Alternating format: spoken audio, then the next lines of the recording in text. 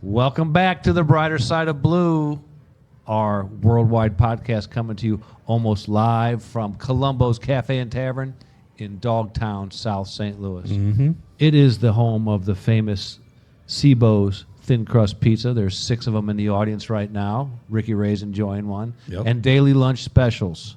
Every day. I'm Danny. I'm Tommy. I'm JJ.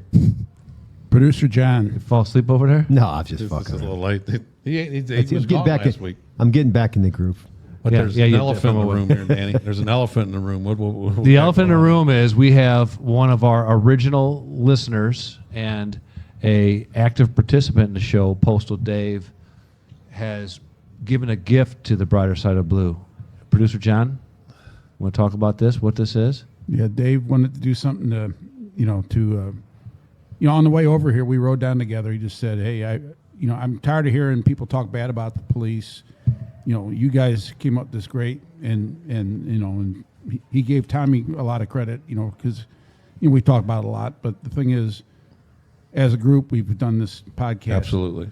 And Dave wanted to do something to show his appreciation because he's, he was a postman by trade, but he's always known tons of police. He grew up with Rick Banahan and You'll hear it several tonight. other policemen. So Dave wanted to do something, a little extra above and beyond, and he did. The detail on this thing is amazing. It's amazing.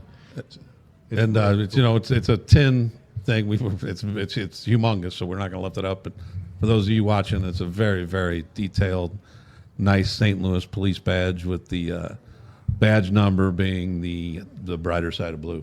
Pretty cool. And who helped us out with it? The Gordons.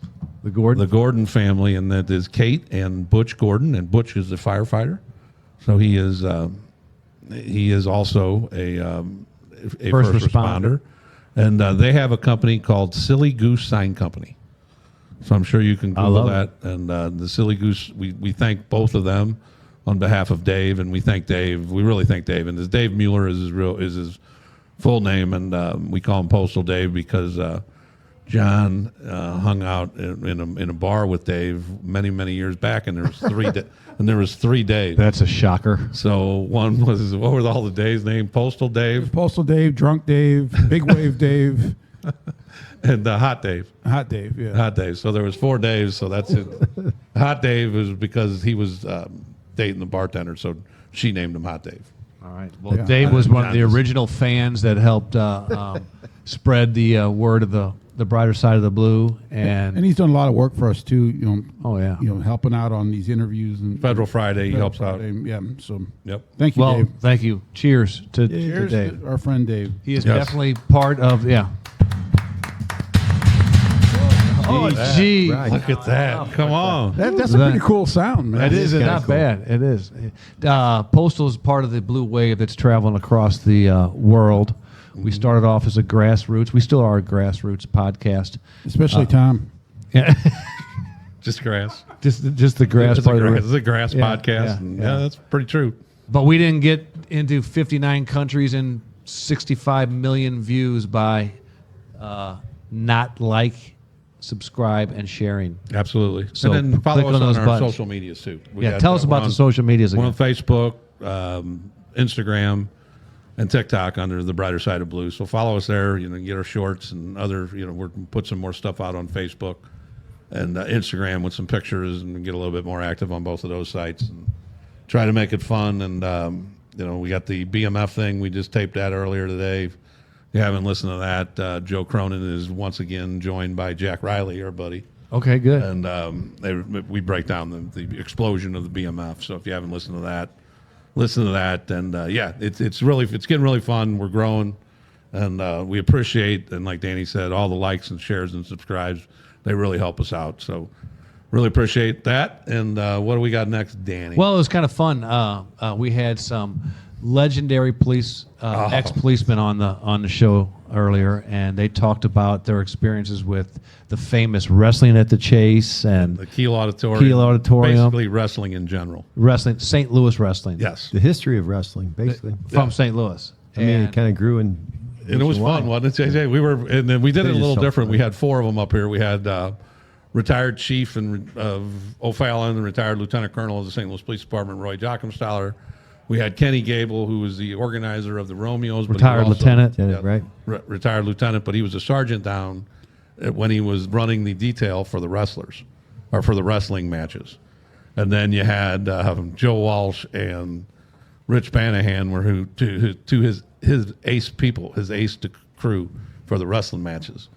And so they talked about all the old wrestlers and some of the good stories about drinking with them and some of the incidents. Hulk Hogan, Andre the Giant, It was Dick Murdock. The Hulk. the Hulk. They talked a little bit. They're not boozing with him, but they tell some Hulk boozing started. stories with some other people and some of the stories that happened to policemen while they were working there. And it was, and I'm thinking I like that style where I took over. Me and producer John were in the background and just asking them questions. Yeah, fire. That was fun, wasn't it? You Yeah, guys came in. That was it looked fun. good. It's going to be interesting. But I those think guys they'll like had it. it. Some characters. For Yeah, sure. we were laughing. So True characters. It was. stay tuned for that. Yep.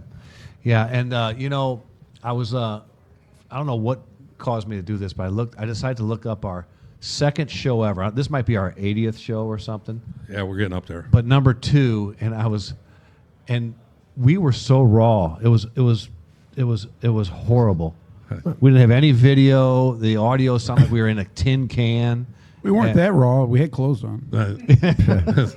And we're not that much better. How would you now. know? We didn't have video. Yeah, say we We ain't all that much better now. no, we haven't progressed much at all. Well, we have these fancy microphones and Right, then we did up our game there, and then we got this sign now and a table and shit and stuff. we got a studio. Right. So If you remember back in the day, we were sitting all over the place just with a microphone in front of our face. And, Remember, it used to take us like 3 hours to set up.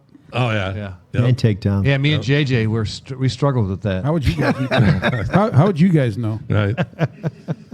Well, we So all alone. play a good part on this, and it's been a lot of fun. And look forward to some more. Yeah, this is good. So on this day in 1952, Is May? This is are May you Day. talking May Day? Yeah, you So gonna you're bust my talking May balls? 1st is today, right? yeah, Okay, but you said today, so you're screwing people up. So you're talking about May 1st, and it's May Day. But go ahead.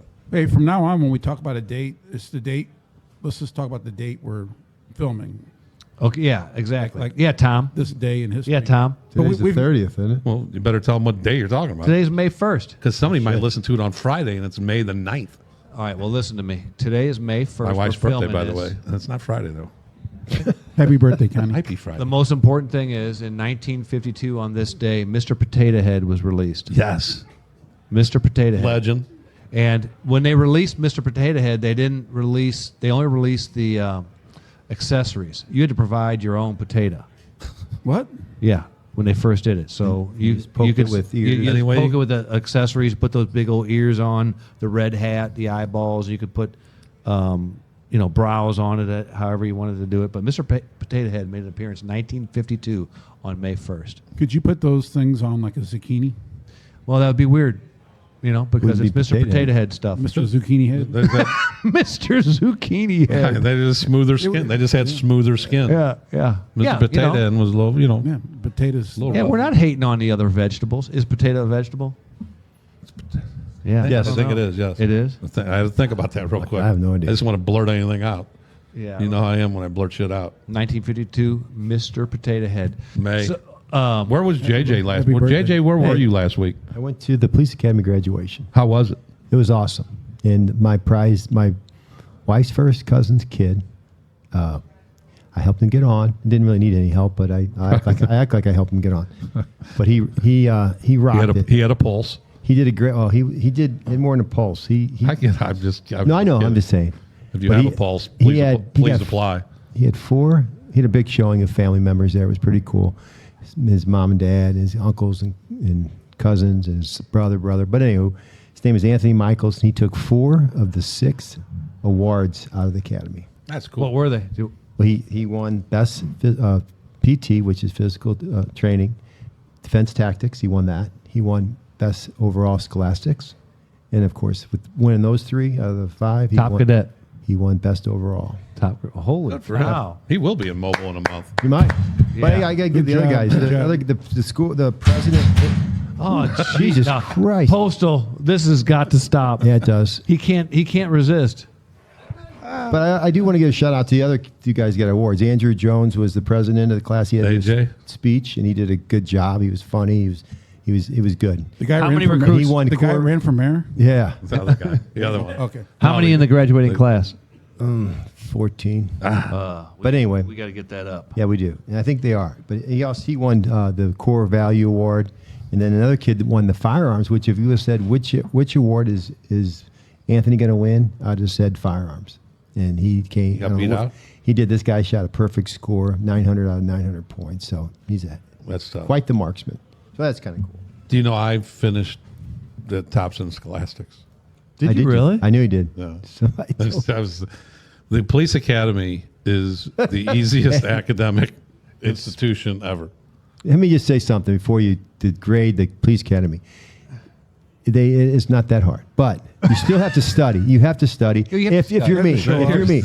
It's the common sense, my I know, man. but let me just tell it. Tommy is extreme. Actually, he doesn't play one on TV, but he's very smart. He's got a great memory, and they said he slept through most of the classes, never took a note, and then aced all the tests. Aced all the tests. So he's no dumb, but he plays a good dumb guy, but he's not. So I believe that.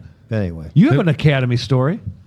No, there was, you want me to get to this one? Will This you one's tell a me? good It one. sounds like you had something else to So this kid in the academy, he wasn't really good. And say. his name What was- academy? It was the Chicago Police Academy, and his name's Alfredo Saldana, and then Saldana. He's 24. He was in the academy, and in the Chicago Academy. We're a couple months through, and on this particular day, they were going to do searching prisoners and suspects, Trainings. suspect trainings, and their garb was those pants with the pockets on them. What do they call them? Cargos. Cargo pants.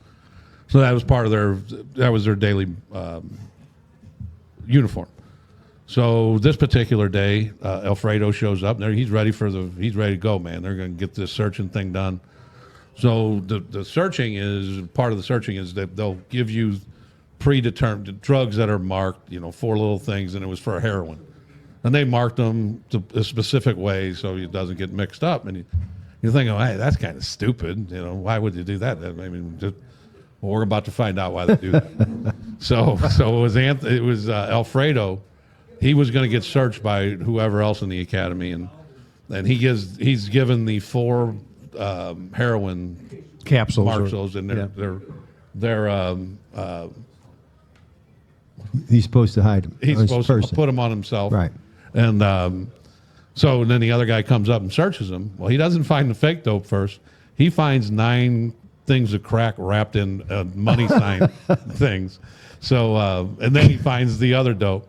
So this kid showed up but his quotes were the best. Hold on, let me find some of Alfredo's quotes.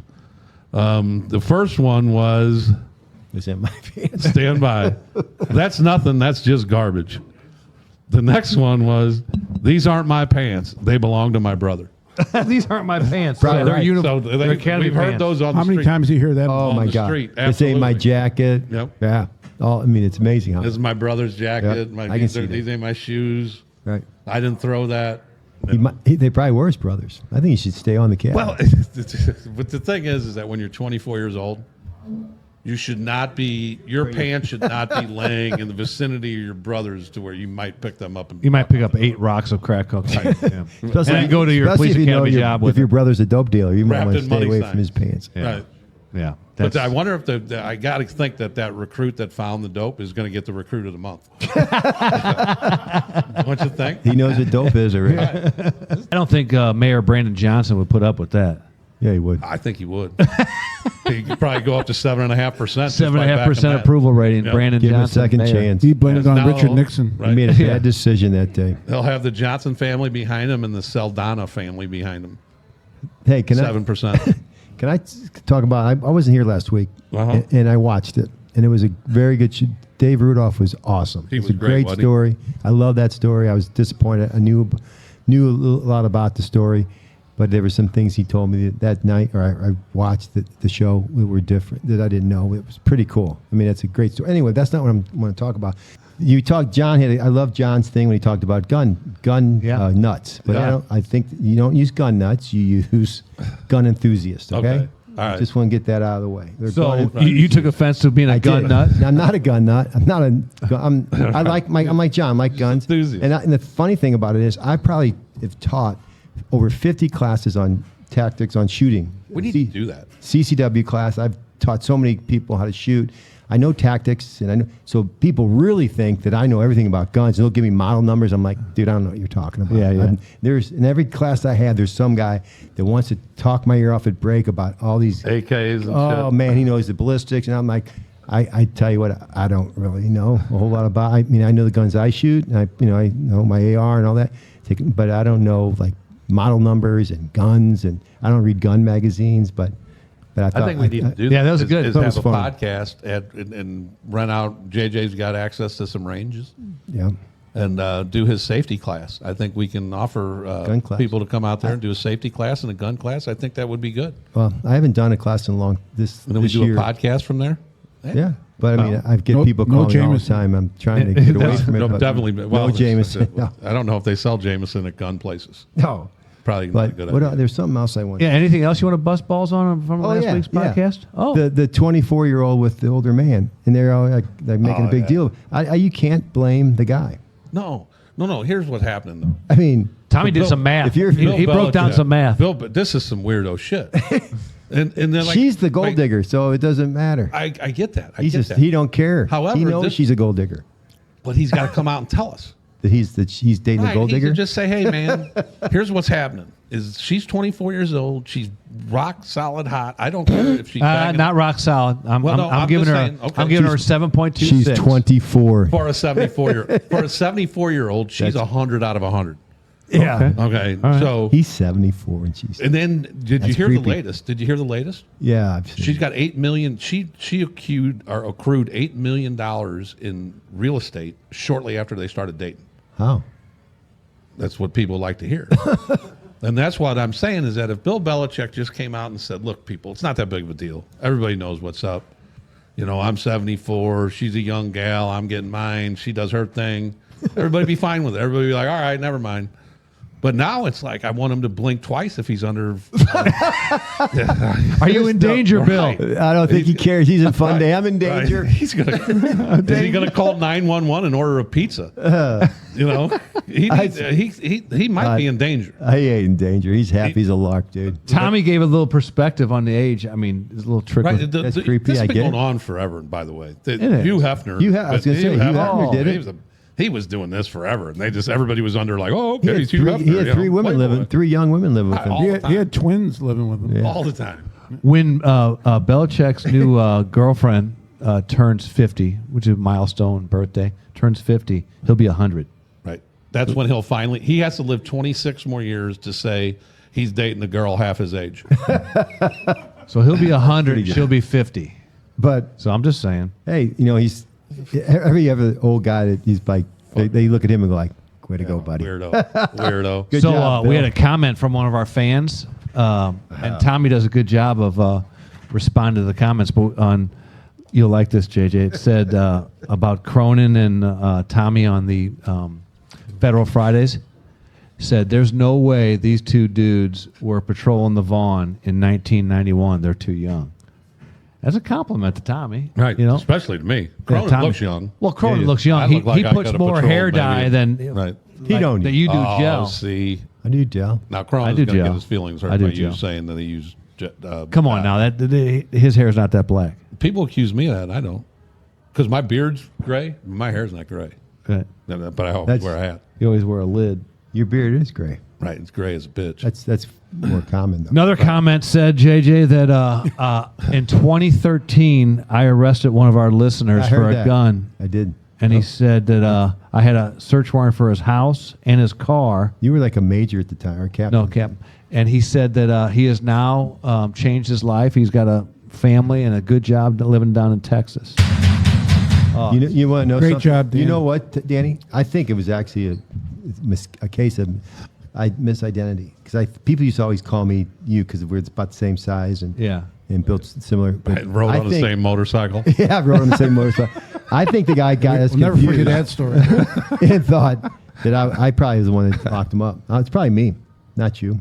I know you didn't lock him up when you were a captain, dude. I think he had you Mixed up. mixed By the up with way, Archer. he's a very stout listener. No, He because listens in from- the footnotes he said you still had a very long neck, but I know it was me. You might have showed up at the scene, and then he knew you were the boss, and so that was it. I'm just glad the guy is doing okay. Yeah. And, Yeah, he's doing good. And he's a listener of the yeah. Bright Side Yeah. of Blue, and he appreciates He what said we're that doing. whoever did that incident, and No, he said it was me. exactly. Good job. But it Just changed, take credit it for it. changed him around. Oh, No, I'm sorry. And we treated him fair, and he went up. Changed him around. Yeah, he did. So, on this day in 1939, What happened? Batman was introduced to the world. Come on. Freaking Batman, 1939. It was very significant. There is- Batman is a kind of a legend. There You know what Batman's son did? He was the first Bat Boy. God, producer John, I don't even know what we do with you. Here we go. He was. This guy's dad's out there. I want our listeners to know that I don't share. I don't share my. gonna say, that's pretty- I don't share my notes with Right. anybody. So producer John heard that for the very first time when I said it. Oh my God. Dad's out there solving crime, and his little pussy son's collecting bats. Hey, that's wrong. Those that's bad wrong, boys huh? do a good job. in Damn the right. heat They can every take a day. foul ball Just- off the melon. Just kidding. Yeah, don't be ripping Man. on bad Right, boys. but when you're Batman's dad, picking up bats is kind of Yeah, that's still insignificant. I get you there. This day in 1886, What happened? there was a national strike to change the workday from 12 hours to 8 hours. Me personally, it should have went on down to 3. Well, But- you set by example there. Yeah, I did. I was trying to start a movement. You didn't even have to have a strike. Man's work week. Yeah, I thought they meant week. We won the strike. I thought they meant 8-hour work week. We probably told this before on the podcast, but you know what his nickname was Yep. His nickname was Bigfoot. because he knew everybody knew he existed, but no one ever saw him. You can say Yeti too. His nickname was Yeti. And who's it going to be sponsored by, Danny? Fairway Automotive. They got 4 Jason, locations. 4 locations. Check them on the screen. Jason will come Yeah, in. They cater to the women. Well, and they hook the first responders up too. Oh, and yeah. And if you mention the Brighter Side of Blue, they'll give you a little discount. Mention that, and Jason has been very, very gracious to sponsor us, and we'd like to give him some business. And as always, we like to those who support our show. We would like to those You to support them. Exactly. And JJ already did. JJ Yes. went. It was a great, clean repair shop with free popcorn and coffee. And But when we water. come back from the interview, Yeah. we got a GFY. I got a GFY. JJ Zen. I got a conspiracy that I am down with. Yep. No, I have that Down with listed. the Right. security or with this conspiracy. And we have producer John's minute. But enjoy the Romeo legends talking about St. Louis wrestling. It's awesome. So here's Sergeant Ken Gabel. Yeah, we'd like to give Sam this nightstick as a token of our appreciation. It's a little inscription that says, "Good luck, Sam, from the men in blue who work at the matches, January 1st, 1982. Thank you. All right, here we are, as promised, with the Romeos. Some 3 have been on, and we're joined by a new one. Over to the far left is retired Chief Roy Joachimstaler from the O'Fallon Police Department, retired Lieutenant Colonel Roy Joachimstaler from the St. Louis Police Department. Welcome, Roy. This is your first time on. Then we have Lieutenant Gabel, been on before, the orchestrator of the Romeos with Joe Walsh there to his right. We got Joe Walsh and Rich Banahan. We're going to talk some wrestling today. And I am out of the picture because we wanted to get these pretty faces on there. They are the Romeos, and that's for a reason. Look at them pretty people. But anyway, I think we're going to start with you, Joe. You have a long history with the Keel, dating with your father. So take us back to, back when you were young in the Keel Auditorium. Yeah, I started going to wrestling matches. Like you said, my dad worked at Kiel. He was a operations superintendent there. And so my brother Steve and I would go down to the wrestling matches or the Hawk games or the Billiken games, whatever was down there. We'd go down and hang around and got to play around all the time down there. But the wrestling matches were quite exciting if you're a young kid because everything looked real then, Right. Sure did. It looked real.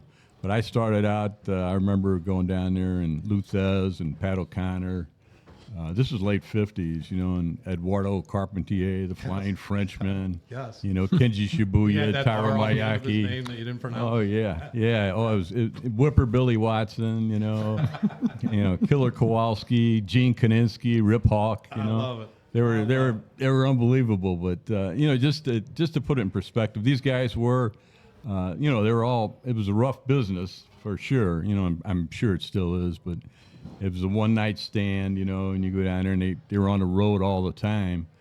But back then, man, they were like gods to us, you know. Right. Cowboy Ellis and all these guys. John Paul Henning with the bow and arrow, you know. So I still remember all those guys. But Did your dad give you free run? oh yeah. We knew we got popcorn. We knew all the guys at the concessions. They gave us free popcorn and soda. So would you try to get as close as you can to the wrestlers? Well, we were good. I was pretty good. Steve would roam around more than I would, but Your brother Steve. I was pretty good. I didn't want to get thrown out, you know, for sure. My dad, worked there, but I knew all the guards down there, so that was pretty cool. But it was a lot of fun, and I didn't get into the wrestling back as a cop until Kenny got me on. Right. So, but I go back a long way with the wrestling, so I knew them all, back then. And you can tell all the people who've wiled away their Saturday nights watching wrestling at the Chase. We know all the names. We even know the bow and arrow, which tells you everything The about referee, Milo Ochi,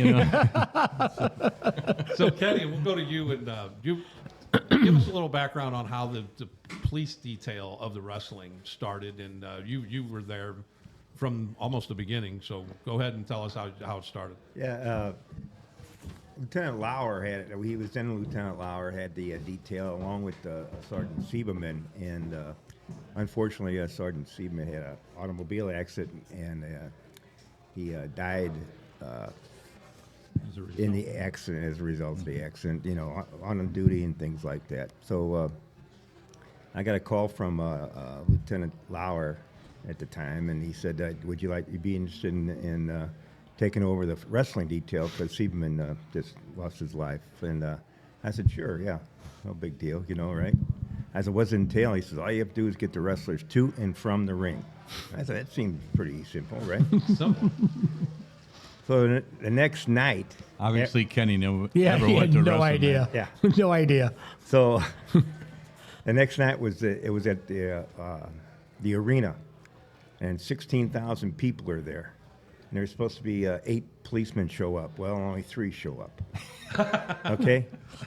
And luckily, a couple of them actually worked it before. And I said, what do we got to do? He said, oh, no, big deal. We just got to get them to and from, But 15,000 friggin' Hoosiers are in the arena, and they're all drinking more beer than I can consume. So, Well, that's another story. yeah. But what did a detail look like as the police detail? How many officers were there? What were actually your duties? You said just walking people to and from the ring. Oh, Well, yeah. I know we're going to get into some stories Yeah. that don't include just walking people to the ring. On regular nights you had eight officers, and you put 4 of them around the ring, so people don't get into the ring, and the other 4 are walking the wrestlers to and from, so nobody gets hurt. You're protecting the wrestlers. That was the detail. Yes. Okay. And then, so what were some of the, Rich, we'll start with you, some of the best heels that just got people, and heels by the bad guys, that just got people worked up? Well, anytime they came out, Dick the Bruiser, everybody hated. Nobody liked him. He hated them. They hated him. He was a perfect foil for anybody who was wrestling. And so he would come out, and he would be, and he wasn't a very friendly guy on a good day. A lot of even the bad guys were good guys to us. Dick Bruiser wasn't. He was a bad guy to everybody. He hated everybody, and he hated all those people. And it was like he was trapped there, and he hated being there, but he loved hurting the other guy.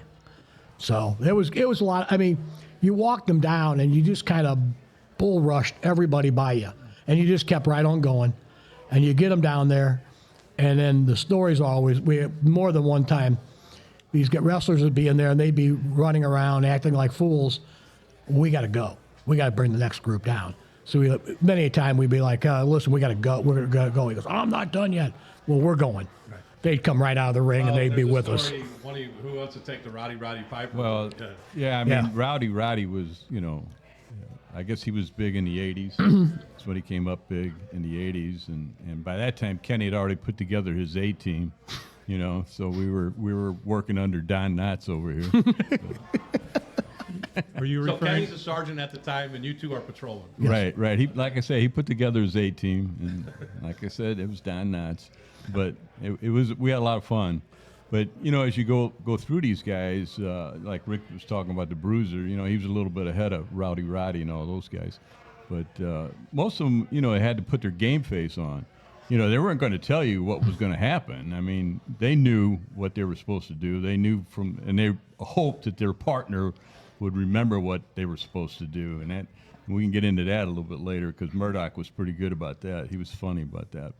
But like with Rowdy Roddy, one particular night, you know, it sold out at the Keel, at the old Keel, and God bless it, Mike Guzzi was working with us, you know, the late great Mike Guzzi, and it became a, you know, typical fiasco at the end of the night, and everybody was throwing stuff, and I mean, chairs were zinging into the ring, and things are coming out of the upper deck up there at the old Keel, and Rowdy, you know, he's marching around the apron there, and you know, Guzzi's saying, "Come on, let's go, get out of here," you know. And Rowdy looks at Guzzi and says, Roddy doesn't run from anybody. And Guzzi says, "Okay, see you later." Yeah, you're on your own. Rowdy, You're on your own. And Roddy said, "Wait a minute, don't leave me here." Wait for me. You know, he didn't fight on his own. No. He wanted protection. He wanted I to think get out Gus there. took a strike from the upper deck. Oh yeah, direct hit. He took a snow cone right on top of his head from the upper deck. Man, that was a perfect shot, man. 5,000 yards away, a guy hit Guzzi sitting in a chair. Yeah. And That was Guzzi, his of last course, night on the detail, Yeah, too, last by the night. way. That was it. There was a report that it might have been a cop that threw it. But I'm not sure. On a serious note, the wrestlers really did appreciate us, because they said, "You guys got to keep these people around, because if we keep them away from us, because if we punch them, we get sued." And we all assured them that if there was going to be any punching, it would probably be Joe Walsh that would do it. and of course, Banahan. You know, Whoa. I was hired to watch Banahan. That was my biggest. That's a biggest good hire fan. by Kenny. Yeah. That's a good hire by Kenny. That's the reason he was the leader. Yeah. That's it. And you guys brought the name up, but I don't know who wants to take the Dirty Dick Murdock story. Which one? Which one? Just start. Well, Dirty Dick, he was from Waxahachie, Texas. You know. Was he really from that? Or Oh, yeah. No, he was really from there, and he played football down at one of those Texas schools. West Texas, or Might have been West Texas. I don't You know, we might. the Funks all went to We West might Texas. add this, but Dick Murdock was really a nice guy. Oh yeah, super behind guy. the stage. Yeah, I mean, in back. he was one of the nicer ones of Yeah, the bunch. yeah. They But he left was. you guys, did he leave you guys beer at times? no, not him. Murdoch. Yeah, Dick. Yeah. Yeah, we're talking about That's Murdoch. what about Murdoch. Yeah, he would leave a spear in the locker room after the matches were over. You know, everybody's gone and everything. Yeah, yes. Now, did those, you know, I would imagine night after night after night, those heels, when they get hollered stuff, did they have good, you know, after a long time like that, you have good comebacks that you can holler at people? Did they have any good one-liners that you guys heard? You mean besides Yo Mama? Yeah, I got you. Yeah. Well, we had the same people go to wrestling matches all the time. It was the same fans you'd see, and one little old lady, little red-haired old lady. I don't know how old she was at the time, but she's a little bitty thing. But she hated Murdoch, just couldn't stand him. And as soon as Murdoch would get in the ring, she'd run up there and she had this big baby pacifier, and she'd hold him and say, Murdoch, you're a big baby," and all this. And he looked at her one time and said, "Ruthie, aren't you dead yet?" That was a pretty good line. We all laughed over that one. And we were talking about Rowdy and Guzzi. Guzzi's sitting at the one corner, and Rowdy's out running around the apron. With that, this Hoosier jumps the bicycle rack, lifts up the back of Rowdy's kilt, Yeah. and Rowdy knocks this guy out. And I go over and I go, "Guzzi, what are you doing?" He goes, "Oh, I thought that was part of the show." I said, "This guy's in a coma. What part of the show do you think he was in?" There would be besides that, there would be, these people were kind of nuts. I mean, you got to understand, Dick Murdock, if I stood behind Dick Murdock, you couldn't see me. That's how big this guy was. And you'd have these people, of course, a lot of it was charged up by the beer that they had the whole night. But they would actually attack the wrestlers, and it was we liked an evening where there was no physical contact. I think that might have happened once. Here, we had to stop. Our job was to keep the people away from the which was kind of ridiculous because they were all twice as big as we were. However, they didn't, and I can understand that. The problem was the people didn't understand it, and they'd go crazy, and it was our job to have to take them down. Now, usually, they just got thrown out of the wrestling match. They were escorted out. Is that a good way of putting? Yeah. Yeah. And Varying degrees of escort. The speed of their exit was always very. Sometimes varied. The bottom line: no blood, no report. Yeah. However, there was some times where we got assaulted also. So they normally on that, unless it's one of those, No blood, no report. well, that was kind of a bottom line, but sometimes we had to really fight somebody to get it down. One night, I had to run across the ring chasing somebody. They went across the ring. Like to dive in like the wrestlers slide. Well, and it didn't even occur to me that I was actually in the ring with my nightstick chasing somebody across the ring, and I'm thinking they're rooting for me, but I think they were rooting for the guy that but somebody else caught him on the other side, and he was escorted. Was there out. all we have to ask, was there a report written? No. On that one, there was Not on that one. So But there nothing was- really, but nothing there really was happened. No incident. It was coded. Right. It was a Right. code. It was 80 with the name Joachimstaler. Yeah. But there were times where we had to actually place them under arrest, and there'd be a resisting, and those persons were booked. Now, there was one evening that I recall, and I'm going to blame it on Banahan because that's Why not? well, Easy. Anyway, there was this a very intense confrontation. Is that a good way of putting it? It could be. Yeah, that he had a definite resisting arrest. It wasn't my case. It was I think it was Banahan's. I don't really remember, but I'm going to blame it on Banahan. So they asked me to take the guy over. Usually we'd hold him there till we'd take him over to the 4th District and book him. I was booking him at processing, and whoever we used a 4th Bureau, didn't we? To type up the reports. We go in the 4th Bureau, and the arresting officer would type the report. Well, I booked this guy only to find out that the guy's deaf and dumb. He could not speak. So, which was fine. We went through the whole booking process, and it was just city charges. I can say something here, but I'm just going to. Well, What was his name? well, no, we had him write it down. Do you believe the guy was a detective? And he's saying, "How would you do that if he can't? How would you get his name if he can't?" Well, we had to tell the I'm pretty report writer before you say he said stuff. We had to revise the report. Well, when I get back, I'm going to blame it on, again, Banahan. He's typing a report, and I'm reading over his shoulder, and I'm seeing where the suspect is yelling curse words and threatening Banahan. And I said, the guy's deaf and dumb. How can and I see him rip the thing out of the typewriter and start the whole report again. I said, you can't put that in there. You'll go to court, and the judge will say, "What's your name?" And the guy says, I can't speak. Well, you didn't realize that Rick understands sign language. Well, Rick didn't have a problem with his voice after I told him you made me book a deaf and dumb guy. Rick, you got something to say, I know it. Well, no, I don't recall this incident, but I don't believe that Roy may be wrong about it. Yeah, but that was a number of cases. Normally, as Kenny Gabel said, normally the persons were just escorted out, but sometimes we did have to charge them, and we'd take them over there and do it, and you have to do the It's like the paperwork. Cardinal game, right, Joe? Every once in a while. Every once in a while. Well, I will tell you this though: the one nice thing, Sam Muchnick was a great guy to work for. Gabel had him, He was a promoter. but we got paid $30 $30 a night. $30.25. I was a genius And working so- for peanuts. So we got 25 because we were supposed to get 35, but Sam took the taxes out for us. Oh yeah, Nice of Sam, wasn't it?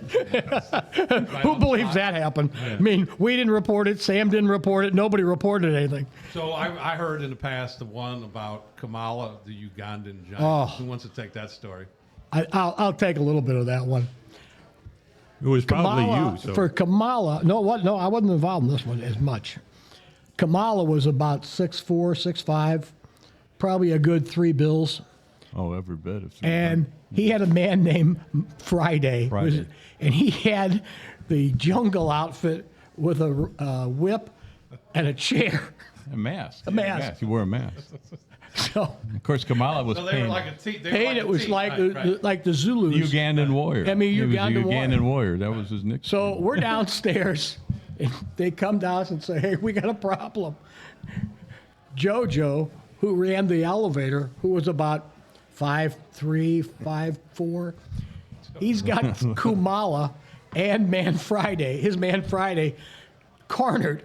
JoJo's got a Pulled a shiv about this big and has the two of them cornered. It was Friday night, and JoJo probably had a little bit before he got there. JoJo could have gotten the He was a guard. DWI He was a guard. working He the was a guard. elevator. So he was guard working the elevator. Yeah, he was- working the elevator. Now, was he holding a knife on him because he didn't like him? Yes, they got in an argument. Well, it was a controversial ending to the match, and JoJo thought that Ugandan Should have gone the other way. Giant, Ugandan Should Giant have gone the other way. Yeah, he should have. He should have been nicer. So, He cheated. JoJo was down, huh? but the best part of the story is Jimmy Walsh, who was working with us at the time, we tried to convince him that we'd take JoJo over and book him, but he had to take Kamala and Friday to the warrant office in costume. We told him, Jim, you can be a legend forever if you just take him in this outfit. This will be the thing that, 30 years from now, they'll be talking about that warrant application when you took them, Kamala and Friday. I think it'd even be better if it played out in court and everybody. Like the Rocky show. Yeah, I should mention though, when you talk about Sam Munchnick, he was pretty strict Yes. on how things went. I mean, you didn't deviate from the script. You know, if you're a wrestler, you didn't deviate, or otherwise you weren't going to wrestle St. Louis. And St. Louis is one of the best stops on the tour. You know, it was one of the most money makers. So all the wrestlers, all the big time wrestlers, would want to get on this tour here. And Sam was a tough And promoter. He was like he Oh yeah, he was. He was one of the original. Yeah, made wrestling big across the country before you get into Vince McMahon and all that stuff. really here though is that. Oh, he was it. He was it. He was it. You didn't wrestle here unless you wrestled for Sam. And I That want was to it. tell you, whether it was Kiel or like Ken said at the beginning, the arena, the place was packed. The Kiel was first before they ever went to the arena. Yeah, and every seat there was a butt in every seat. Can he take the part where Sam Mushnick things needed to be over 11, and that was just the way things were, wasn't it? Well, I mean, remember the night when you talked about Murdock and walking down Murdock to the ring one night, a guy took a hat pin and stuck him. Well, Murdock turns around and smokes this guy. I mean, teeth went everywhere. And so naturally, Sam wants to know what the hell's going on. So after the match, I had to go up there because I was walking Murdock down when this happened. I had to go up there and explain that, he did it out of a reaction and, he got assaulted. That's why he turned around and smoked the guy.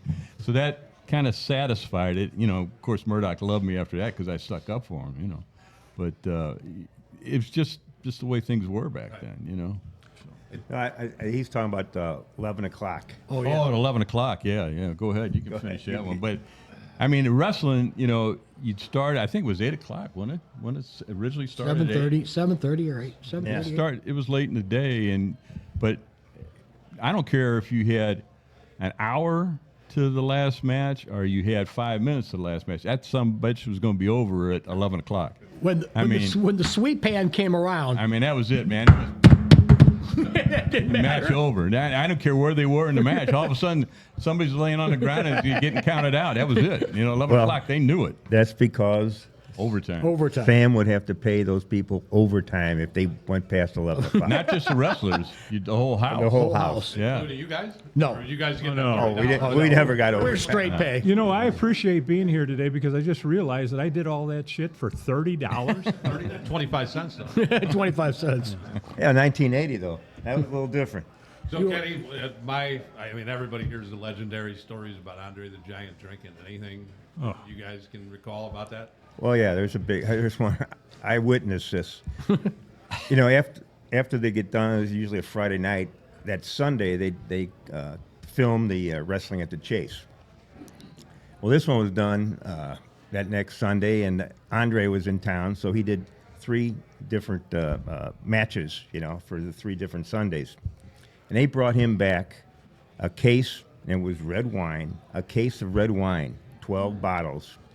He drank that entire case from the first match to the last match, and it looked like it was still the first match. So maybe 3 hours? Yes, Maybe? less. Yeah, we're done in 3 hours. Well, a whole case of wine. Whole case of wine.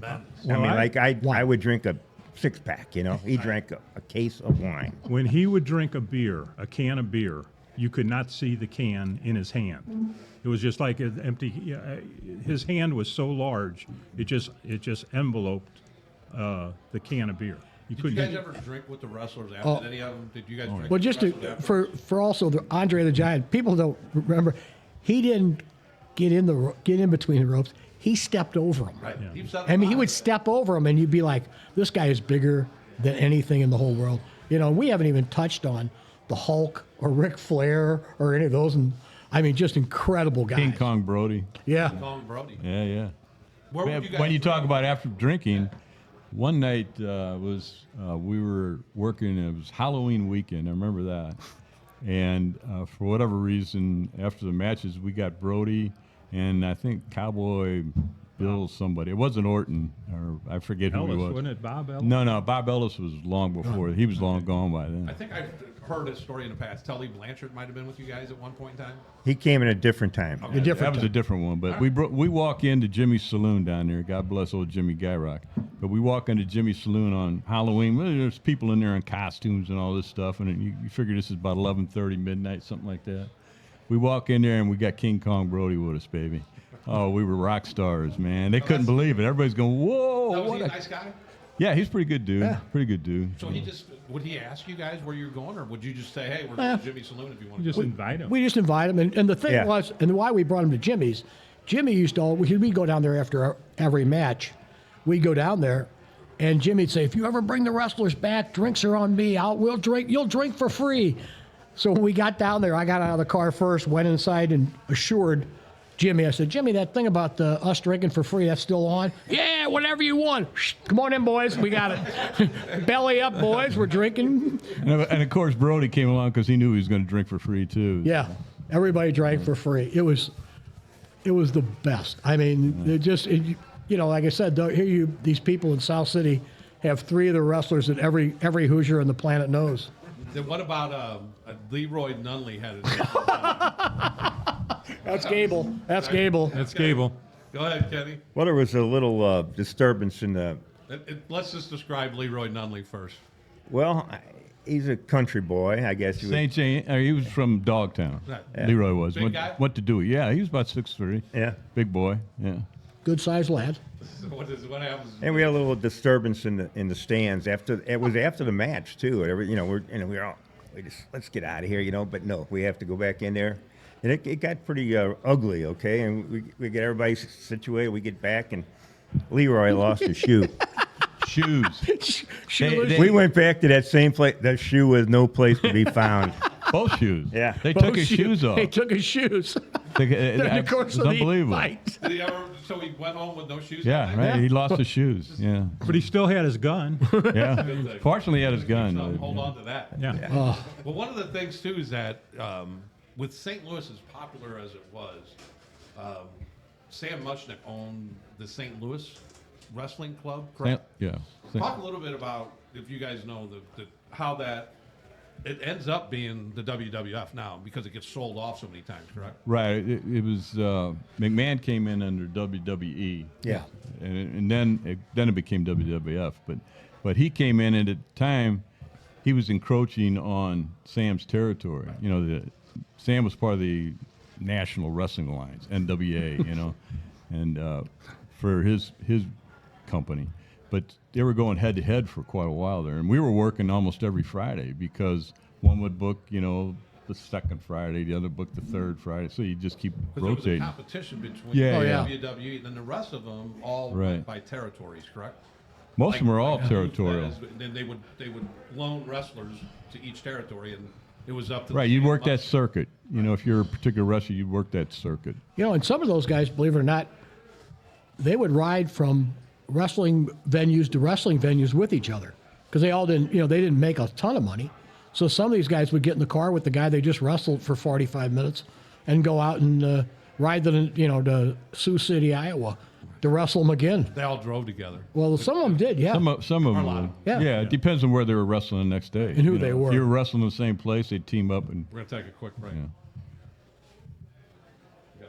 We just got done with some of the stories. Is there any now we talked about the heels. Now the baby faces are the people that were adored. Like the Von Erich boys. Boy, I was just going to ask you who did the people just go gaga over? Well, Von Erich's. all the for good-looking sure. wrestlers. Right. Was Ric Flair a heel or a good guy? Both. Both. He was both, yeah. he Throughout, was both. throughout his career here in St. Louis, he went from being a real super bad guy to being a good guy. If you look back in wrestling, Ric Flair was a carbon copy of Buddy Rogers, who came before him. Right. You know, With the the same robe. kind of guy. You know, and Buddy Rogers was kind of a knockoff on Gorgeous George. You know, before him, robe. and they were all with the bleach blonde hair and the woo, and all that stuff. And they'd prance around the ring and all that, put you in the figure four grapevine and all that. So, Rich, earlier you mentioned Dick the Bruiser. At the end, wasn't he a good guy at the end? Yeah. Yeah, he could be. In St. Louis, he could be because all of a sudden they hated him for so long. They started to love he was like the Stockholm syndrome with Dick the Bruiser. I mean, now we love him. He's like, And he was partners with Dick Murdock for a good run there, weren't they? Oh, yeah. And they were both just hated. yeah. Oh, Murdoch was universally hated in St. Louis. But he Everybody was hated fun him. to be around, though. Yeah, he was a good guy. He, was he a big- loved, if he I re- loved us. If I remember correctly, Murdoch was a big San Francisco 49ers fan. Remember, he always Yes. wore the hat with San Francisco 49ers on it. So that would just cause people around here, because it was still the football Cardinals back then, to just be not like him then. But he's a really nice guy. Joe Walsh had said something earlier about these guys. They were true athletes. Oh, yeah. We can talk and joke and make fun of what they did in the ring and everything. But I'm telling you, there were some big men that was doing some flips and doing all these tumbling things. And the guys that didn't do that, like Hulk wasn't a big, No. he didn't flip around and all that stuff, but he was massive, and he got into the bodybuilding thing, so he was massive, and they all had a shtick, they were good. They'd pick up on certain, like Von Raschke and the Von Erichs, it was the German thing, The Iron Chris Claw. Von Erich, the Iron Claw. We used to laugh on Raschke. They'd say he was from Berlin. I said, yeah, Berlin, Ohio. That's where he's from. But I mean, they'd all have a stick, and just like the Japanese wrestlers, what was it, Mr. Moto and all that. And Or the Ugandan Giant, who we talked about. I mean, probably You couldn't get away with that now. No. Oh, no. Friday. And, And sometimes they would go for an hour in that ring, 2 out of 3 falls. Right. Yeah. Oh yeah. I mean, it's not like that now when it's 10 minutes. Yeah, and now it's almost like a 10-minute show. They Yeah. do their I mean, they would go for an hour. yeah. a little bit more realistic back in the days, where it was more of a fight.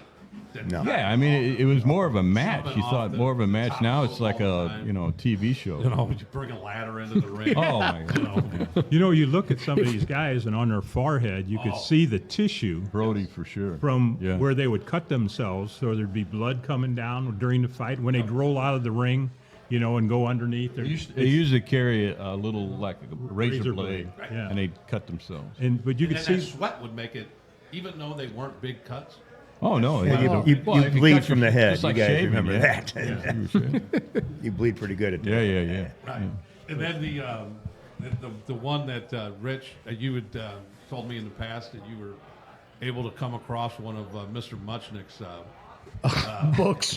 one of his Well, the outcomes to all the matches. what happened was But it happened. we were all we've been doing it for 2 or 3 years, and for some reason, I said something about a book, the book that day, and they handed me a book. Unfortunately, it was Sam's book, and it had already had the winners circled. So I'm thinking to myself, well, this is a good time to make hay while the sun shines. So I walk out there, and I don't even remember who was wrestling. I said, yeah. I said, I'll bet you the Crusher Blackwell's gonna get beat tonight. Oh, the sushi goes, there ain't no way he's getting beat. I got $10 says he can't get beat. I said, you're on, brother. Yeah, I lost about $30 on that. Next thing you hear, I got this book out. Joe Walsh goes, you're not going back out there with that book. I said, Joe, I got high school tuition coming up, brother. I could use a little bit of this. Wouldn't let me go any further. Yeah, but Larry would always kind of warn us too. Yeah. When we're taking somebody up. Yeah. Yeah, I was going to say, hey, you're gonna Larry have was to the- watch this guy. You know. And Larry Madison He was would the know. best. Explain Larry Madison. I Yeah. think you talked about. Yeah, Larry Madison was kind of Sam's right-hand man. He was Protege. a general manager, and yeah, he thought he was Announcer. going to be taking over. Yeah, he was the announcer for Wrestling at the Chase. him Plus, he and did Mickey the- Gurgelo and all Didn't that he stuff. do the business end of it too?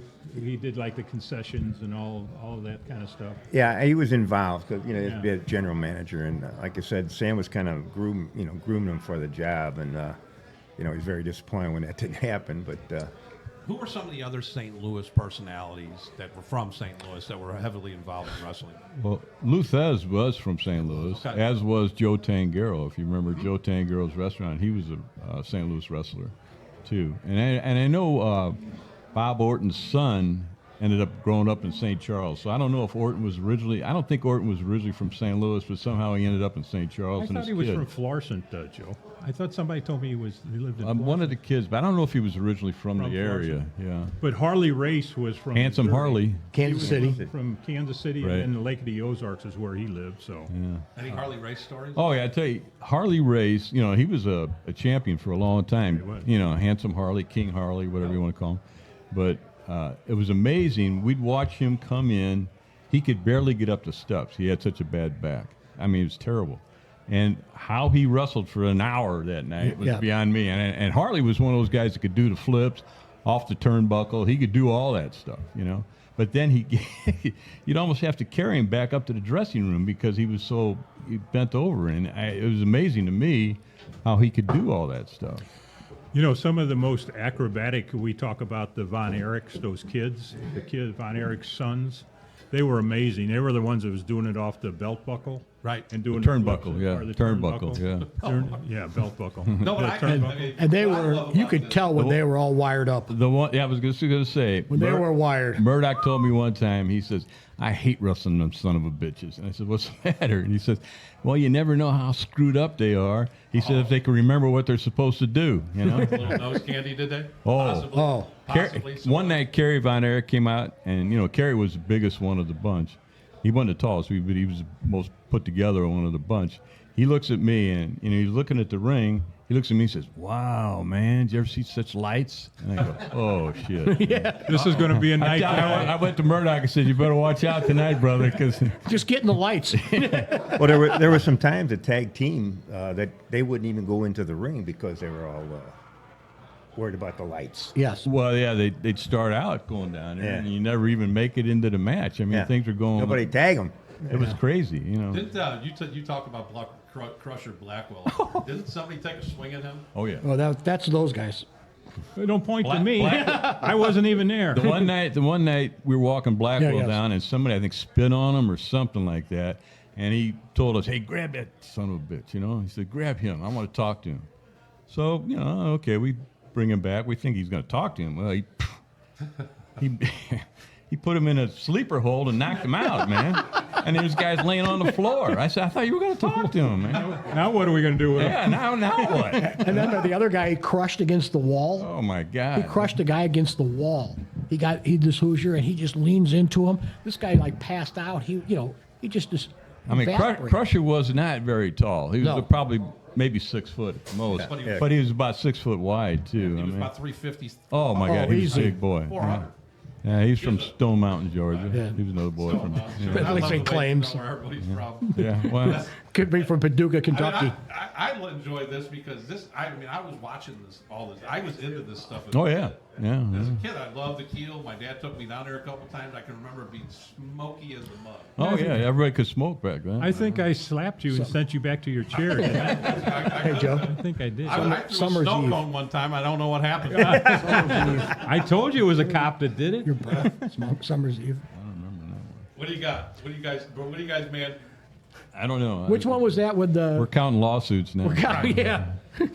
Oh, it was I think it was the Dusty Rhodes. Yeah. Oh, Dusty Rhodes. Yeah, Another bleach blonde. yeah, and I don't think it was Ruthie, but he comes out and this old lady's giving him all kinds of, yelling, screaming at him, and he finally looks at him and says, "Your mother gargles with Summer's Eve." and she kind of just, and then we just kept on walking up to the ring, And you never stopped. Yeah. Under no circumstances. No stopping. No Yeah. stopping, because if you stopped, the crowd gets its way with you. Did the wrestlers know that too? Oh, yeah. Oh, yeah. They stayed right with One you. night we were walking. I remember we had to walk Jesse to Bonaventura. We had to walk him out on the promenade for some reason. I can't remember why we didn't go down the main gate, but we had to walk him out the promenade. It was me and Guzzy, and we were walking him out the promenade and then down in through one of the entryways and then to the ring. That's when Jesse wasn't wrestling. He was somebody's manager or some bullshit. And as we're going out, he goes, "Hey, listen, fellas. Now here's this guy's, Jesse the Body's a big guy, about 6'6", 6'7", and he probably weighed close to 300 at the time. And he said, "Listen, guys, don't let him get too close to me. I can't take a hit." And we go, "What? What are you talking about?" He says, "I got some bleeding problem here. If I get hit, I might bleed out." And I said, "Oh, great." And so then he goes out. Then he goes out there and he starts acting like an ass, and he's antagonizing me. I said, "Jesus, what are we supposed to do here? We're getting Help us bombed." out. You don't want to get hit. Help us out. Yeah. And we kind of told them ahead of time when we were walking them out, we're not stopping, so don't you stop. You know what I mean? Heels easier or harder to obviously, but were the baby faces, the good people? Did many people fuck with them, or did you guys get? No, not too much. Not, if you're a good guy, they knew the rules. Okay. All the people were there loved the baby faces and all that. I mean, with the good guys, it was mainly the gals wanting to get close to him and grab onto him, stuff like that. Right. You know. Now, how about after the matches when would people hang out where they thought these wrestlers Oh would yeah. come out? Yeah, Stage door. Well, I think Rich ought to talk about Ric Flair. I don't remember that story as well. Oh, we had to take him out every night. So Ric Flair came to me the first night, and this is when he was the champion of the world. And he came to me and he says, "Hey, listen, I've got the last match. I got to take a shower. Can you guys walk me out?" I said, "Well, after the last match, we're done working." He says, "Well, I know, but I got to get to my limousine." I said, "Well, okay." And he goes, "Well, what's it?" I said, "Well, you're going to have to pay us to walk you to your limo." So he goes, "Okay." So he said, he says, "It's $15, $5 for all three of us." There's Joe and Larry Purvis and I were all riding to work down there together. So we wait for him. He takes this thing. I give Joe and Larry all the luggage. He's got a couple of big bags. There's a couple hundred people standing outside the stage door. Stage door, 15th waiting for Street. Rick, and they're all screaming at him, yelling at him, and all this stuff. So we get him, we're carrying his luggage, they're trying to coordinate getting him in there. And so they put it in the back of the limo. No, first of all, Yeah. First of all, Joe and them are standing there. They opened up the thing, and Flair goes, "Put it in there." I says, "We're not putting anything in anywhere till you pay us." So he gives us a $50. He's negotiating on I'm the run. negotiating. 'Cause I know once we put it in there, he's going to slam the trunk and go on, and we're out of money. So with that, he gives me the $15. I go, "Boys, put it." 15. Well, I think maybe. So with that, I'll tell you the real truth after he's done talking. So they put it in there. I put it in the pocket, and Larry Purvis and Joe go, "How much they give us?" I go, "That son of a bitch stiffed us." And we saw him. I saw him. I said, "You rotten bastard." I said, "He gave you $60 goddamn dollars." I saw him. All right, well, maybe it was 60. It was $60. I don't know any cop that would lift any suitcases for $15 or for $5 each. I wasn't working with real intelligent guys, so it didn't take much. I got them to do all the work. And we're still friends. You believe that? Does anybody in the audience got any questions? This is fun. When they say somebody was a world champion, was that a predetermined thing? Oh yeah. Oh yeah. Yeah. Oh yeah. Yeah. I mean, Lou What were Fred. the perks that came with that? Pardon me? What were the perks that came with The perks that came to being Oh, I don't know. champion. Well, it was money. It was all about if you were the champion, you made more money. You know. So I've watched some of this stuff on, the history of wrestling, and it was all by the crowd. Was part of the Yeah, how much you equation, and you get a where cut. you sat in the whether you were the low match, you would get a certain percentage of the draw of the.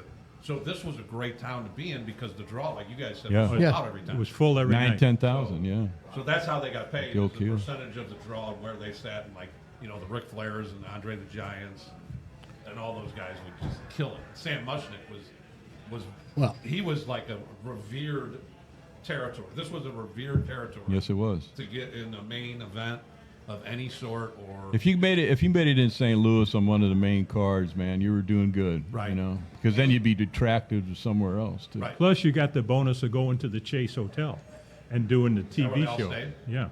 and then did you guys work the Chase? Did the Chase No, have it? not awfully. Yeah, we worked Oh, with Chase. Yeah, we worked. Not the every. Chase. I wasn't even at Kiel. They only needed one. Was that a lot more tame? Was there booze Yeah, it in was there, real too? small. It was a real small crowd, and they had like In the Corsan room. well, it wasn't. It was a little studio they had on the side there by Channel 11, and it was a real small crowd. And after every taping, they'd have to move the crowd so the same people wouldn't be there for Sunday after Sunday. So they moved the crowd around too. Yeah, different Yeah, spots. that was a little bit later. Originally, it started out in the Corsan room, Yeah. and people would dress up, and you'd be drinking beer and cocktails while you're watching wrestling matches. And that was the thing. That's when Joe Garagiola was doing Right, it. and then Larry Matisic was on that too. Well, Matisic came a little bit later. Okay. Yeah, he was younger. But Mickey Garagiola did it too, Yes. didn't he? Mickey, Yeah. he took over. He was Joe. the waiter from Pietro's. Yeah. So, Ruggieri's, I think. No. Yeah, it was Jerry's. Ruggieri's. Now, did No. did the wrestlers have groupies, gals, groupies? Oh yeah. Did they? That was so. Oh, yeah. I mean, were you guys instructed of who to let back? No. No. Not to. No, we never got involved Gable with ran a that. tight ship. Yeah. Yeah, you're right. And all of them women that those wrestlers are, they were all ugly women. I'm sure. Oh, and they were all knockout. So they were Andre all the in shape. Giant probably had the most pretty girl. Really? The Hulk was right there too. Oh yeah, he I would was. imagine Yeah. Ric Flair might have had Oh, Divine Erics, they all did. Right. I mean, they all had their own. Yeah, you got to be careful when you try to go to the bathroom or something. Make sure that nobody else was in there. You know what I'm saying? It was occupied. Yeah. Tommy, was there organized crime ever get involved in this? Did organized crime ever get involved in them? We never Other than Banahan? ripping cops off for I the believe that's $15. called disorganized crime. Oh, this is great. All right, we enjoy all of our every time we get the Romeos or a fraction of the Romeos on. We enjoy it, and now we got to come up with the next topic. So you guys need to work on the next topic, and we might have to wear out some of the other old heads up there. You know what I mean? Right. We got a lot of them up They got there. some good stories up there. Yeah. There's some real old guys up there. And we can bring you on just to talk about your career. You retired from like 18 different places. No, only 7. Right. Yeah. Yeah, I had a paper route too. That was Roy Boy. Yeah. Every time we all still want to know when Roy got promoted, Tony got promoted. Yeah. If Roy got promoted, Tony got But promoted. so did Joe Richardson too. We got For a promoted while, too. but then you left Joe. You left Joe. Yeah, you left Joe at the captaincy. There's Well, some, whoever said that, it was. You remember? Caught you with the dog in Cargrove Park. He knows the reason. He knows Don't the be reason. telling nobody anything. This is great. Thank you guys so much for coming on again. Thanks for having us. Looking forward to having you back. That's it. That's funny, dude. All right, I'm turning this off. Let's go. We hope you enjoyed that. Those are some legends talking about legendary wrestlers in St. Wrestling Louis. was awesome back in the day. It was Oh so my much God. better back in the day than it is now. Every one of us in this room used to jump off our couches in the living room saying, wrestling at Chelsea, Couple Smiths. forearm shivers and figure 4 leg locks. We know we did it. Now you I know. had I did. some people that You live didn't right do it? down the street. They had 3 brothers, and they got into that stuff. I mean, they were coming off the top rope with legitimate elbows, the whole bit, and they actually got hurt. Yeah. No, they do. Oh, what happened? My brother Yeah. elbow smashed me. That was awesome. Yep. Thank you for Fairway Automotive bringing that to us. I like the female wrestler, Heather Feather. I don't remember her. She was like 200-something pounds, but her name was Heather Feather. I don't. She's lying on her feet, I heard. Yeah. Are you serious, Producer John? Look it up. No fact checking. I'm sorry. She may or may not have existed. Okay. All right. We're going to go with it. Heather Feather. She weighed 260. Conspiracy Tommy. Tommy Conspiracy. If everybody believed what Tommy said, the Titanic didn't really just sink by an iceberg. Nope. We did not land on the moon. Definitely didn't land on the moon. Okay, so here we go. That is a done deal. And the Pyramid of Giza is a power here's the source. Best thing. Here's the best thing about conspiracy. Oh, we're going to here we hate go. mail on this one. Is Here we go. they lay out some facts, Okay. and then they let you use logic on top of it. So, for instance, the moon thing. Okay. You know, everybody, we need to get to the moon. And they got to the moon. Okay. So we've never needed to return? How can we not go to the moon now, but we could then? There's nothing else up That there. right there is bullshit. Just complete bullshit. Well, my only problem now is I want to believe it, but we're supposed to try to go to the moon. It's going to take us like 3 years. Right. And our technology is so much better now Right. than it was then. So I'm not saying it is or isn't, but And Richard Nixon's Makes on you a think. landline talking to the dude on the moon. Give me a break, dude. Give me a break. We didn't have cell towers, but he's on a landline. then it was we a can't great do that. scam though But because we can't do that shit no more. we beat Russia. That's all that mattered. But the new one is that I am completely down with is that the Titanic was sank by J.P. Morgan, the financier that ended up bringing the Federal Reserve to us. Yeah. Do you know here? I'm telling you that There was no iceberg? Yeah, that's all. You know, if that's what's been told to us. Yeah. I know he's there's good. there's another interesting statement I was told that I think is very, very true. Okay. That if you really want to learn the history of the world, Yeah. you have to unlearn everything you've been taught That's pretty because interesting. it's all bullshit. That should be like your Zen. That is a pretty good Zen. That's like pretty good. If you want to See? learn the history of the world, unlearn the history of the world. So I should be a Learn virgin everything. because I Forget didn't pay everything you attention to any of that shit So in school. not So re- that's what I'm thinking. I got So a there head was no start. Mr. Potato Head? yeah, I'm not doing it. If it a life without Mr. Potato Head, I ain't doing it. Well, I got a head start because I don't read. So if you don't read, you get a head start because now you can start listening to people's facts and then putting them together and using some logic. So this J.P. Morgan, here's what he did. So You do read then. He was on the he was a first class passenger of the Titanic. He's ready to go. Also on that Titanic was the three other most influential, richest men in the world, and their names. Let me see. I got it here somewhere.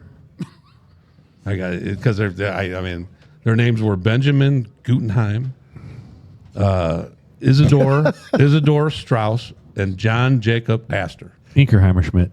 And they were against the forming of the Federal Reserve, which is an absolute scam. So the Federal Reserve, people think that's a government agency. It's not. It's owned by a bunch of independent bankers, and J.P. Morgan was one of them. Well, these other three guys were all against it. They thought that this was the dumbest idea. This is not going to work. This is silly. Well, he cancels his first class ticket, and this thing ends up. J.P. Morgan cancels his, leaves the three that were against the Federal Reserve And on they it. all go down. And it all goes down. J.P. Morgan also had there was two ships involved. The one ship had been in an accident. And that was the that Titanic. Ship, the Olympic. No, Yeah. it was called the Olympic. Okay. So the Olympic went down. They're saying he and it wasn't insured. So they're saying he fixed up the Olympic, put it out there, knew that, and then some divers had recently found out that the hole where all the damage was done explosion that went outward, right. not inward. It's a So conspiracy. I'm just saying, if you put all that again, it's just a little bit of logic here and there, connect some dots, and the next thing you know, J.P. Morgan's sinking ships. So the iceberg was just the excuse, but Right. the explosion in the hull that was on fire for multiple days before it finally. There's insurance Well- scams involved, and Well, if that's the case, he is the most evil person in the world. Yeah. he was behind that whole. You don't get me started because there's medical stuff involved. There's 5 No, families. we got you I'm just started mad at him because already. he killed Leonardo DiCaprio then. right. Made him millions. Kate lived. and Made him Rose. millions. And Rose. Yep. Yeah. Yep. The Titanic was sank. It did not go down that way. And we did not land. And if people believe we land on the moon, come on, man. You'd have to come with me with hard evidence. Because at least go back. Can we go back? Say, okay, we had this technology. Hey, if you in tell me that- 1960. It wasn't Hey, that impressive listen. the first time. We don't want to go back. Right. If You ever tell been me on a that- vacation Yeah. where you hated it? Why would you go back? They didn't like the moon. It was What boring. was Right, it? there you One go. small step for man, one giant leap for mankind. That's a great, Yeah. great line. bullshit. If You know, got I would like to revisit, at least touch upon some of your conspiracy theories every week, because you got some good ones. I want to retouch on some other ones too, but what do you got? well, we can move on now. But I want to hit them every week. I'll find another one. I already know two. I want to bust balls on. Well, I got the Oklahoma City bombing. yeah, That's a good one. Charles Manson, good one. That's a really good one. That's got mind control. Both of those have mind control in them. MK, the MK Ultra. If you don't know, if you know, you know. oh my God. That's just the way life is. The same guy interviewed Charles Manson that interviewed Timothy McVeigh. Same guy. Really? MK Ultra.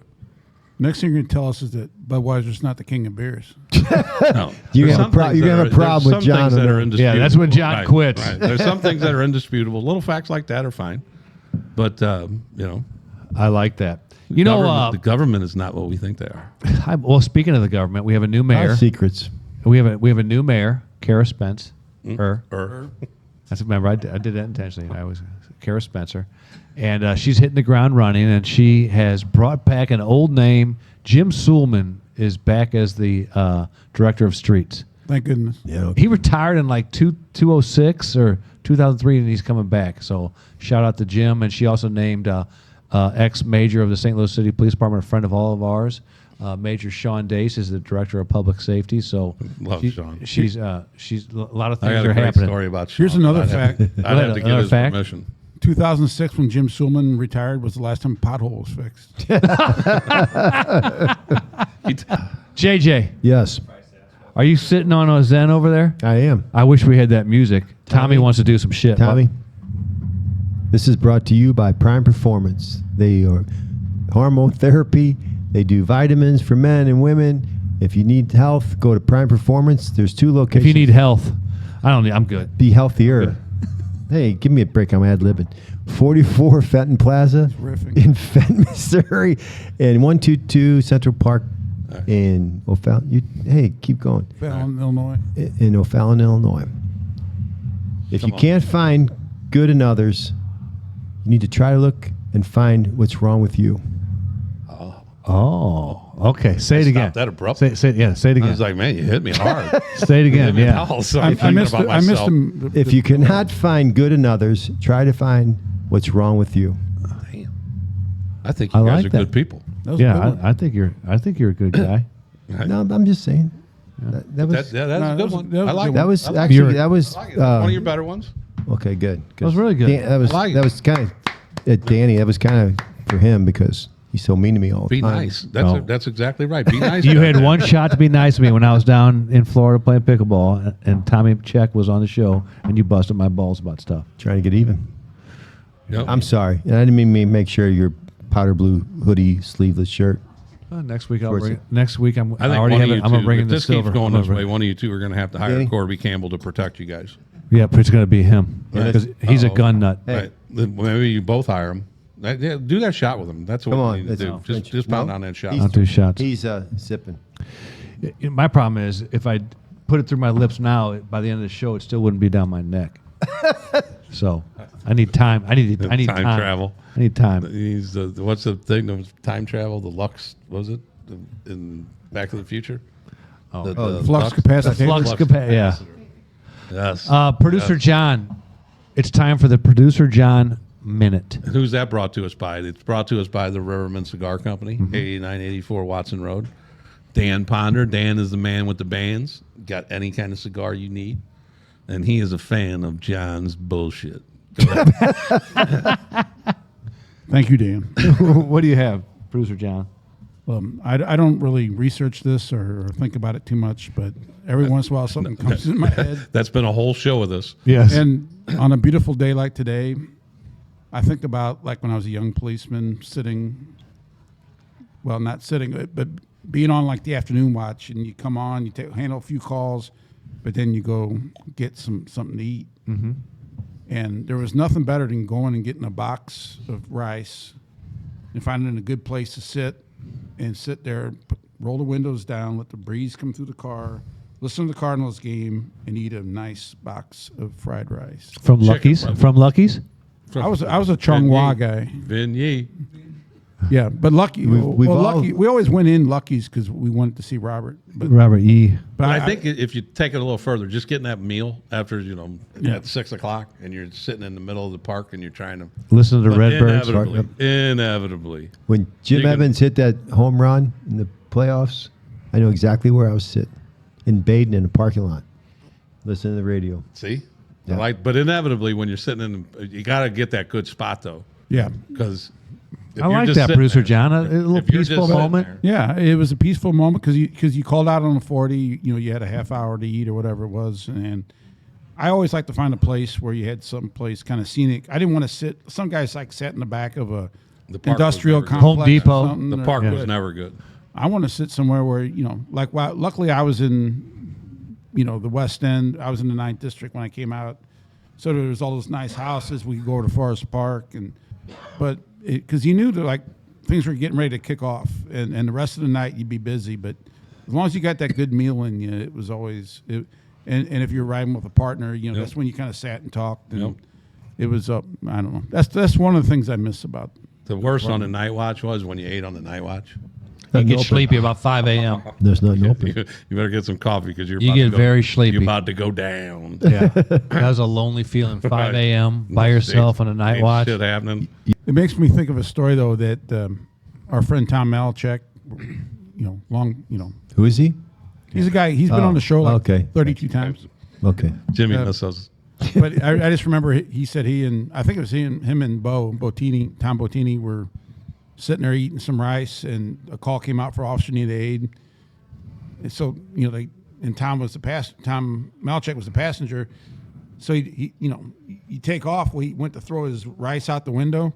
The window was closed, and that shit went all over the car.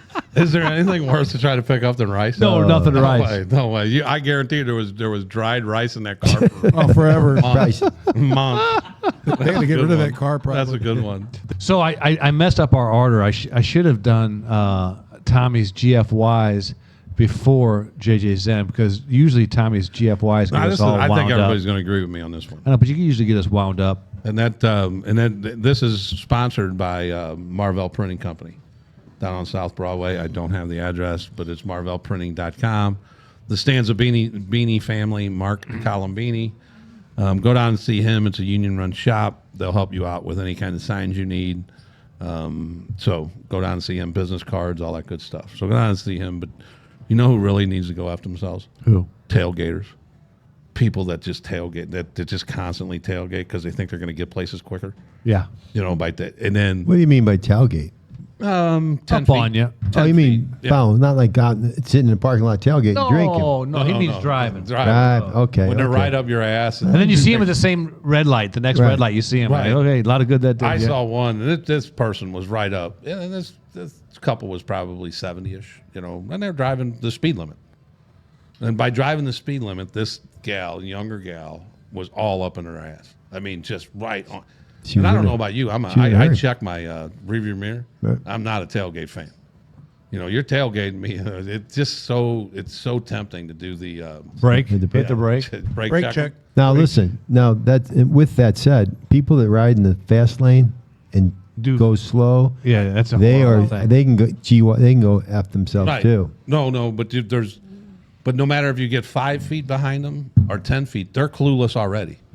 So all you're doing now is making a clueless person upset.